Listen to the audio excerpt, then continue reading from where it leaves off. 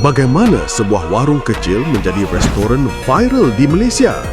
Ini kisah Pak Mat Western. Daripada sebuah warung kecil hanya 6 meja di lot kedai gunting rambut di Bukit Minyak, Pulau Pinang pada 2013, Nur Kayu Muhammad dan adik-beradiknya membangunkan jenama Pak Mat Western, dinamakan sebagai penghormatan kepada ayah mereka. Tanpa pendidikan tinggi, beliau yakin dengan prinsip membangun perniagaan secara perlahan-lahan dan berilmu. Slogan Cita Rasa Hotel, Harga Warung menjadi teras mereka.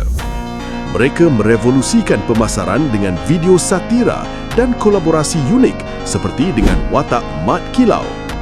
Berjaya melangkah ke peringkat antarabangsa dengan produk daging beku ke Singapura dan Brunei. Mereka juga melantik Fatah Amin sebagai CMO. Kisah mereka membuktikan bahawa kejayaan boleh bermula dari yang paling kecil. Kongsikan video ini jika bermanfaat. Terima kasih kerana menonton.